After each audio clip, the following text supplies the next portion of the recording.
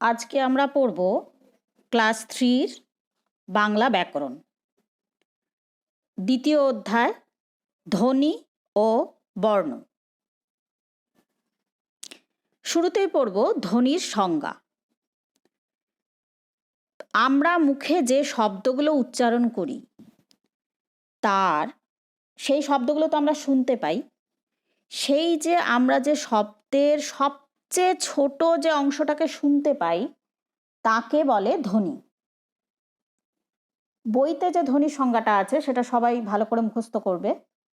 মানুষের মুখে উচ্চারিত শব্দের শ্রুতিগ্রাহ্য ক্ষুদ্রতম অংশকে ধ্বনি বলে। ধ্বনি দু প্রকার, স্বরধ্বনি এবং ব্যঞ্জনধ্বনি। স্বরধ্বনি কাকে বলে? যে ধ্বনি অন্য সমস্ত ধ্বনির সাহায্য ছাড়াই নিজেই উচ্চারিত হতে পারে, অর্থাৎ এগুলো উচ্চারণ করতে গেলে আমাদের অন্য কোনো ধ্বনির সাহায্য লাগে না, তাদেরকে বলে হচ্ছে স্বরধ্বনি। যেমন অ, আ, রস্বই, রস্বৌ, এ, অ্যা, ও, এই যে 7টা ধ্বনি আমি উচ্চারণ করলাম, এতে আমাদের কারোর সাহায্য নিতে হলো না। তাহলে বাংলায় মৌলিক স্বরধ্বনি হচ্ছে এই 7টি। এরপর আমরা পাবো যৌগিক স্বরধ্বনি। যৌগিক মানে হচ্ছে এর ভেতরে একটা যোগফল আছে, যোগফল থেকে যৌগিক শব্দটা এসছে। কিরকম? আমাদের দুটো যৌগিক স্বরধ্বনি আছে, ওই আর ও। ওই যদি ভালো করে উচ্চারণ করি আমি, তাহলে এর ভেতরে আছে ও আর রস্বই।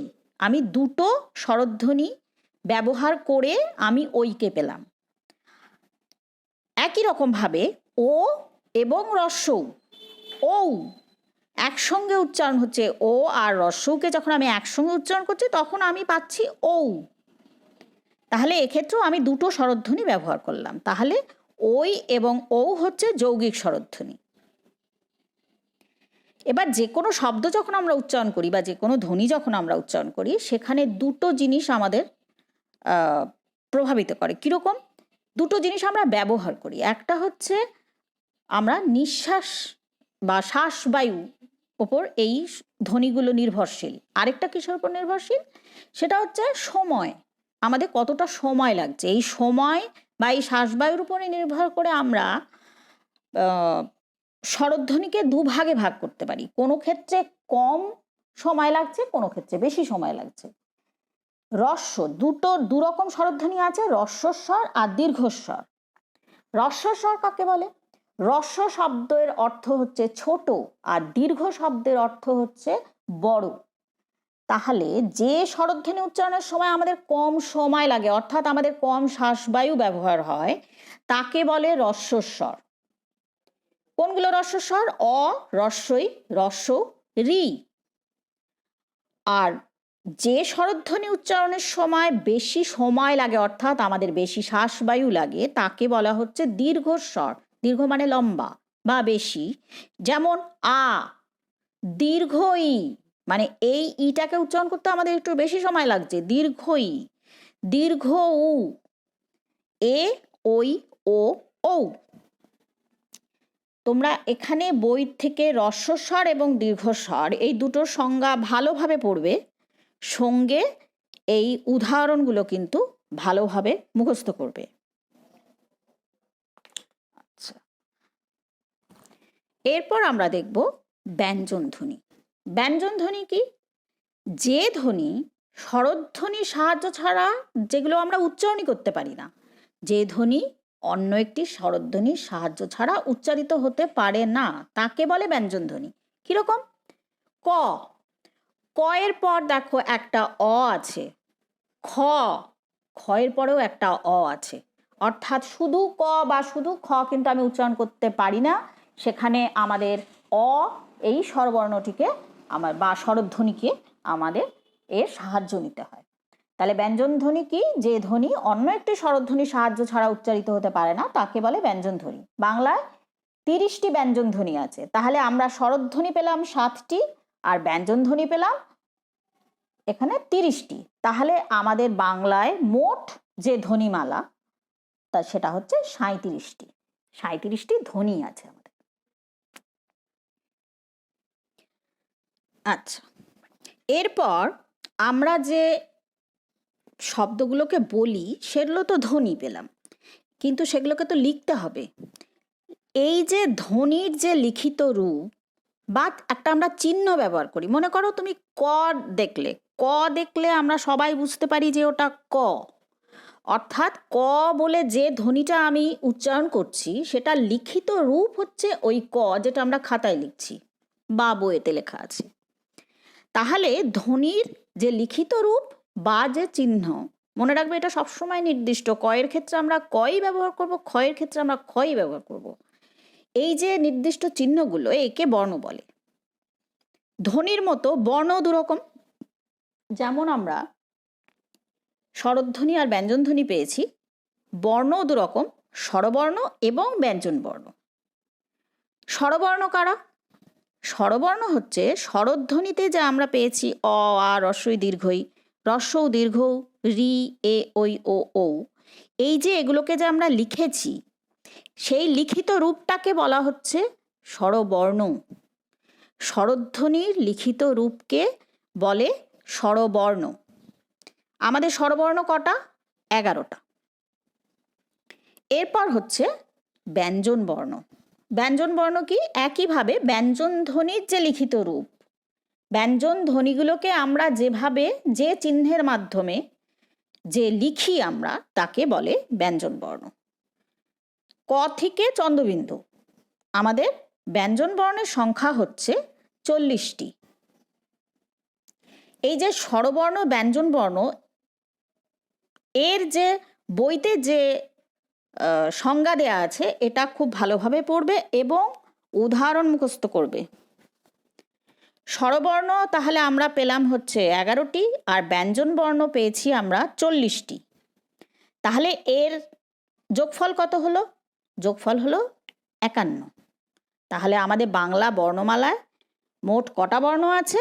51টা, যার মধ্যে 11টা স্বরবর্ণ, 40টি হচ্ছে ব্যঞ্জনবর্ণ। আচ্ছা, এবার ব্যঞ্জনবর্ণকে আমরা 5টা ভাগে ভাগ করে নিয়েছি: স্পর্শবর্ণ, ঊষ্মবর্ণ, অন্তস্থ বর্ণ, নাসিক্য বর্ণ, অযোগবাহ বর্ণ। শুরুতে হচ্ছে স্পর্শবর্ণ। স্পর্শবর্ণ কি? স্পর্শ মানে হচ্ছে ছোঁয়া। স্পর্শ শব্দের অর্থ হচ্ছে ছোঁয়া। এই যে ক থেকে ম, এই 25টা আমাদের বর্ণকে আমরা স্পর্শবর্ণ বলছি, তার কারণ আমাদের মুখের ভেতরে জিভ বা গলা বা তালু বা মূর্ধা বা মুখের ভেতরে দাঁত বা বাইরে হচ্ছে ঠোঁট, এই সমস্ত জায়গায় কোনো না কোনো জায়গাকে আমরা স্পর্শ করে তবে এই স্পর্শবর্ণগুলোকে আমরা উচ্চারণ করতে পারি। কোথাও স্পর্শ হচ্ছে বলেই এদের নাম হচ্ছে স্পর্শবর্ণ। কিরকম? এই যে 25টা স্পর্শবর্ণ আছে সেগুলো কিন্তু আবার তার মধ্যে আবার 5টা ভাগ আছে, কারণ প্রতিটা ক্ষেত্রে আমরা কিন্তু আলাদা আলাদা জায়গাকে স্পর্শ করে এগুলোকে উচ্চারণ করি। কিরকম? দেখো, প্রত্যেকটা ভাগকে আমরা ধরে নিই, এক একটা যে ভাগ আছে, এক একটা ভাগে 5টা করে বর্ণ আছে, সেই ভাগগুলোকে আমরা ধরে নিয়েছি এক একটা বর্গ। বর্গ বলি আমরা। ক বর্গ, চ বর্গ, ট বর্গ, ত বর্গ, প বর্গ। এখান থেকে আমি যদি বর্গ শব্দটাকে সরিয়ে দিই, তোমাদের মনে রাখার সুবিধার জন্য আমি এটা বলছি, তোমরা পড়বে ক, চ, ট, ত, প। এটা মনে রাখা সবচেয়ে সহজ। ক বর্গ, চ বর্গ, ট বর্গ, ত বর্গ, প বর্গ, এত বড় শব্দগুলোকে না বলে আমি শর্ট করে দিলাম ক, চ, ট, ত, প। এইটা মনে রাখবে, তাহলে প্রত্যেকটা বর্গ তোমাদের মনে থাকবে। এবার নিচে সুন্দর দেখবে একটা বইতে একটা সুন্দর চার্ট করে দেওয়া আছে, আমি সেটাকে ভালো করে বুঝিয়ে দিচ্ছি। প্রথমে হচ্ছে ক বর্গ। ক বর্গে কি কি বর্ণ আছে? ক, খ, গ, ঘ, ঙ। প্রত্যেকটা পরিষ্কার করে উচ্চারণ করো। পরিষ্কার করে উচ্চারণ করে কি দেখবে? কোথা থেকে আওয়াজগুলো আসছে? গলা থেকে। সোজাসুজি গলা ব্যবহার করছি আমরা, সেটা গলার আরেকটা ভালো শব্দ, মানে গলাকে আমরা সাধু ভাষায় বলি কণ্ঠ। তাহলে যেহেতু আমাদের কণ্ঠতে জিভের একদম শেষ অংশটা স্পর্শ হচ্ছে, ক খ গ ঘ ঙ, সেখানে যেহেতু কণ্ঠতে স্পর্শ হচ্ছে সেহেতু আমরা বলি একে কণ্ঠবর্ণ। এরপর আমি পাচ্ছি চ, চ ছ বর্গের জ ঝ ইয়। এইগুলো উচ্চারণ করতে গেলে দেখা যাবে আমাদের দাঁতের পরে মাড়ি আছে, মাড়ির একটু পেছন দিকে যে অংশটা, ঠিক দাঁতের একটু পরেই যে অংশটা, সেগুলোটাকে আমরা বলি তালু। মুখের ভেতরের ওই অংশটাকে আমরা বলি তালু। এবার তালুকে স্পর্শ করেই আমরা চ ছ জ ঝ ইয় উচ্চারণ করি। সেই জন্যে এটাকে বলে, এই 5টা বর্ণকে বলে হচ্ছে তালব্য বর্ণ, যেহেতু তালুকে স্পর্শ করে এগুলো উচ্চারিত হয়, জীব ওই তালু স্পর্শ করছে। এরপরে আসছে ট বর্গ, ট ঠ ড ঢ মূর্ধন্য। আমরা চ ছ জ ঝ উচ্চারণ করতে গিয়ে জিভের যে জায়গাটা আমাদের মুখের ওপরের দিকে তালুতে লেগেছিল, তার থেকে জিভ কিন্তু আরেকটু গুটিয়ে গিয়ে ভেতর দিকে লাগছে। ওই জায়গাটা, যে জায়গাটা আমাদের জিভটা স্পর্শ করছে, সেটাকে আমরা বলি মূর্ধা। সেটা ভালো শব্দ হচ্ছে মূর্ধা। এবং মূর্ধাকে স্পর্শ করে যেহেতু এই শব্দগুলো, এই বর্ণগুলো আমরা উচ্চারণ করছি, ট ঠ ড ঢ মূর্ধন্য, এদেরকে বলে মূর্ধন্য বর্ণ। এবার দেখো ট বর্গের সবচেয়ে শেষে আছে মূর্ধন্য। যেহেতু এটা মূর্ধন্য বর্ণ, মূর্ধাকে স্পর্শ করে যে ন, আমাদের বাংলায় দুটো ন আছে, মূর্ধাকে স্পর্শ করে যে ন আমরা উচ্চারণ করি সেটা হচ্ছে মূর্ধন্য। ট বর্গের সবচেয়ে শেষে আছে। এরপরে আমরা পাবো ত বর্গ, ত থ দ ধ দন্তের ন। প্রত্যেকটাতে দাঁতের আমাদের স্পর্শ হচ্ছে জিভে, জিভ এসে দাঁতের ঠিক পেছন দিকটা স্পর্শ করছে। ত থ দ ধ দন্তের ন, বা মানে দাঁতের সামনে তো জিভ আসতে পারে না, জিভের ভেতরের অংশটা দাঁতের ভেতরের অংশকে স্পর্শ করছে, জিভের সামনের অংশটা দাঁতের ভেতরের অংশকে স্পর্শ করছে। ত থ দ ধ দন্তের ন। দাঁতের ভালো সাধু ভাষা হচ্ছে দন্ত, সেখান থেকে আসছে দন্তবর্ণ। এবার দন্তবর্ণ যেগুলো ত থ দ ধ দন্তের ন, আমি আগেই বলেছি ন দুরকম আছে। যে নটা ট বর্গের শেষে আছে সেটা আমরা মূর্ধাকে স্পর্শ করে উচ্চারণ করছি, তাই জন্য সেটা মূর্ধন্য বর্ণ। আর আরেকটা ন যেটা আছে সেটা ত বর্গের শেষে আছে, দেখো দন্তের ন, যেটা দাঁতকে স্পর্শ করে যে নটা আমরা উচ্চারণ করি, দন্তন্য। এরপর আসছে প ফ ব ভ ম, প বর্গ। প্রত্যেকটা দেখো আমরা ঠোঁট স্পর্শ করছে, প ফ দুটো ঠোঁটের স্পর্শ হয়ে এটা উচ্চারিত হচ্ছে, প ফ ব ভ ম।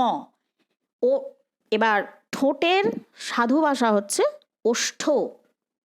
ওষ্ঠ হচ্ছে, ওষ্ঠকে স্পর্শ করে যেহেতু এগুলো উচ্চারিত হচ্ছে, সেই জন্য এদের নাম হচ্ছে ওষ্ঠবর্ণ। এটা ভালো করে দেখবে। আর ওই ক চ ট ত প এটা ভুলো না, এটা মনে রাখলে এই 4টা মনে রাখাটা খুব সহজ হবে। এরপরে আমরা পাচ্ছি ঊষ্মবর্ণ। ঊষ্মবর্ণ কি? ঊষ্মবর্ণ হচ্ছে আমাদের 4টে ঊষ্মবর্ণ আছে, যেটা উচ্চারণ করতে গেলে আমাদের বেশি শ্বাসবায়ু প্রয়োজন হয়, মানে আমাদের একটু বেশি সময় নিয়ে আমাদের একটু বলতে হয়। কিরকম? তালব স, পেট কাটা মূর্ধন্য স, দন্তের স, হ, প্রত্যেকটাতে আমরা একটু শ্বাসবায়ু মনে হচ্ছে একটু বেশি করে ছাড়ছি, তাই তো মুখ দিয়ে একটু বেশি করে বেরিয়ে যাচ্ছে, এইটাকে বলা হচ্ছে ঊষ্মবর্ণ। এরপরে আসছে অন্তস্থ বর্ণ। অন্তস্থ শব্দের অর্থ হচ্ছে দুটো জিনিসের মাঝখানে যে থাকে সে হচ্ছে অন্তস্থ। এই অন্তস্থ বর্ণগুলো হচ্ছে অন্তস্থ জ র ল ব। এরা কোথায় থাকে? এরা থাকে হচ্ছে ওই যে আমরা 25টা স্পর্শবর্ণ পেয়েছি ক থেকে ম পর্যন্ত, আর তারপরে হচ্ছে ঊষ্মবর্ণ পেয়েছি তালবস্য, পেটকাটা মূর্ধন্য ষ, দন্তের স, হ। এই যে ঊষ্মবর্ণ এবং স্পর্শবর্ণের মাঝখানে পড়ে গেছে হচ্ছে অন্তস্থ জ র ল ব, যেটা শুরুই হচ্ছে দেখো অন্তস্থ জ বলে, যে জটা এই দুটো মানে স্পর্শবর্ণ এবং ঊষ্মবর্ণের মাঝখানে যে 4টে বর্ণ আছে, 4টে অন্তস্থ জ র ল ব, এই যে অন্তস্থ বর্ণ, তার শুরুটাই হচ্ছে অন্তস্থ জ দিয়ে। এরপর হচ্ছে নাসিক্য বর্ণ। এটা কি হচ্ছে, আমাদের একটু নাক ব্যবহার হচ্ছে। কিরকম? নাক দিয়ে শ্বাসবায়ুটা নির্গত হচ্ছে। কিরকম? প্রত্যেকটা ক, চ, ট, ত, প, এই প্রত্যেকটা বর্গের একদম শেষের বর্ণগুলোকে দেখো, উ, ইয়, মূর্ধন্য ন, দন্তের ন, ম, এই প্রত্যেকটা বলতে গেলে কিন্তু আমাদের নাক দিয়ে শ্বাসবায়ু ব্যবহার হচ্ছে। এগুলো হচ্ছে নাসিক্য বর্ণ। আর অযোগবাহু বর্ণ হচ্ছে অনুস্বার বিসর্গ, এদের নিজস্ব কোনো উচ্চারণ নেই। অনুস্বার আমি উচ্চারণ করতে পারবো না, বিসর্গও আমি উচ্চারণ করতে পারবো না। কিন্তু যদি আমি বলি যে ঢ, তারপর অনুস্বার, ঢং, ঘড়ির আওয়াজ আমি বুঝতে পারবো যে ঢং করে ঘড়িতে বেল বাজলো আর কি। আচ্ছা, এরপরে যদি আমি আমি খুব ব্যথা পেয়েছি, তাহলে আমি বলতে পারি উফ, রস্য তারপর বিসর্গ, অর্থাৎ সেখানে একটা উফ বলে আমি একটা ধ্বনি যেটা ব্যবহার করলাম, তুমি সবাই বুঝতে পারবে যে ওটা একটা শব্দ। এরপর আমরা আসছি যুক্ত বর্ণ। যুক্ত বর্ণ কি? যুক্ত বর্ণটাও কিন্তু দুটো করে বর্ণের যোগফল, সেটা হচ্ছে যুক্ত বর্ণ, যার কিন্তু নিজস্ব কোনো ব্যবহার নেই। এগুলো কোনো বর্ণের পর বসে একটা মানে তৈরি করে, মানে দিয়ে একটা শব্দ আমরা পাই। কিরকম? ক যুক্ত ত, কয় তয়, কয় তয় বলে আমি কিছু উচ্চারণ করতে পারবো না, কিন্তু সেটাই যদি রস্যের পর বসে, উক্ত, রক্ত, ভক্ত, শক্ত। ঠিক একইভাবে কয়ের সঙ্গে যদি র যোগ করি আমি, তাহলে সেটা হয়ে যাবে কয়ের অফলা। কয়ের অফলা নিজস্ব কোনো উচ্চারণ নেই, কিন্তু কয়ের অফলার পর যদি উন্তস্ত বসে ক্রয়, তারপর ক্রম, ক্রমশ, তারপর ক্রিয়া। এই বানানগুলো ভালো করে দেখো। আচ্ছা, তারপর গয়ে ধয়, গয়ে ধয়ের নিজস্ব কোনো উচ্চারণ নেই, কিন্তু ময়রস্যুর পরে যখন গয়ে ধয় বসে তখন সেটা মুগ্ধ, দয় রস্যুর পরে যখন গয় ধয় বসবে তখন সেটা দুগ্ধ। কয়ে মধ্যে শয় ক্ষিয়, ক্ষিয়কেও কিন্তু আমরা একা উচ্চারণ করতে পারি না, কিন্তু কয়ের পরে যখন ক্ষিয় বসে তখন সেটা হয়ে যায় কক্ষ, তারপর ভক্ষণ, রক্ষণ, লক্ষ্য। বর্গীয় জয় ইয়, গ, এরও কোনো নিজস্ব উচ্চারণ নেই। বয়রস্যি ইয় গয় বা বর্গীয় জয় ইয়, সেটা হচ্ছে বিজ্ঞ। বয়রস্যি আবার এটা হচ্ছে বিজ্ঞান, তারপর অভিজ্ঞ, যোগ্য। এরপর হচ্ছে ইয় জয়। ইয় জয়ে হচ্ছে গঞ্জ, ভঞ্জন, অঞ্জন, ব্যঞ্জন। কয়লয়, কয়লয় হচ্ছে কয়লয় আকার, দন্তের নয় তয়। ক্লান্ত, ক্লাব, ক্লাস। জয় জয়, সজ্জন, বিপজ্জনক। তয় তয়, দত্ত, মত্ত, প্রদত্ত, সত্তা। কয় জফলা, ঐক্য, মাণিক্য, বার্ধক্য। এটা দেখো আবার তিনটে আছে, জ, বর্গীয় জ, বর্গীয় জ, ব, সেটা হচ্ছে উজ্জ্বল। পয় লয় বিপ্লব, নয় নয় বিপন্ন, অন্ন, ভিন্ন। দয় ধয় বদ্ধ, রুদ্ধ। বয় ধয় হচ্ছে ধ্বংস, ধ্বনি। বেশ, এবার আমরা যেটা পড়বো সেটা হচ্ছে বর্ণ বিশ্লেষণ। একটা শব্দ থেকে বর্ণকে আলাদা করে যখন দেখানো হয় তাকে বলা হচ্ছে বর্ণ বিশ্লেষণ। যেমন ব, এর নিচে হসন্ত যোগ আ, বা হলো, তারপর আবার বয় হসন্ত যোগ আ, বাবা। কিন্তু কিছু কিছু ক্ষেত্রে দেখা যায় যে বর্ণের শেষে অ এর উচ্চারণটা কিন্তু লুপ্ত থাকে, মানে খুব ভালো সেটা বোঝা যায় না। যেমন ধরো কলকাতা, লতে কিন্তু লয়ের পর অকে কিন্তু আমি খুব সামান্য পাচ্ছি, সেই জন্য এটা লুপ্ত আকার বলে। এই যে লুপ্ত আকারগুলো, যে বানানগুলোর ভেতরে দেখো যেগুলো বন্ধনের মধ্যে দেয়া রয়েছে, ব্র্যাকেটের মধ্যে দেয়া রয়েছে, সেগুলো হচ্ছে লুপ্ত। সেরকম হচ্ছে কলকাতা, দেশে দন্তের শয়ের এই তালবর শয়ের একদম শেষে দেখো অ আছে, সেটা কিন্তু লুপ্ত অ। আবার আকাশের তালবর শয়ের একদম শেষে লুপ্ত আছে। বিমলে লয়ের পর একটা লুপ্ত আছে। আচ্ছা, তাহলে যে বর্ণের শেষে অয়ের উচ্চারণ নেই তাকে লুপ্ত আকার বলে, বন্ধনের মধ্যে লুপ্ত আকারগুলো দেখানো হয়েছে। ঠিক আছে, এবার পুরো যে চ্যাপ্টারটা আমরা পড়লাম, যে অধ্যায়টা আমরা পড়লাম, ধ্বনি এবং বর্ণ, প্রত্যেকটা সংজ্ঞা খুব ভালোভাবে পড়বে, তার সঙ্গে উদাহরণগুলো ছাড়া কিন্তু হবে না, উদাহরণগুলো খুব ভালোভাবে পড়বে আর এখানে নতুন নতুন অনেক বানান আছে, খুব ভালো করে মুখস্থ করবে।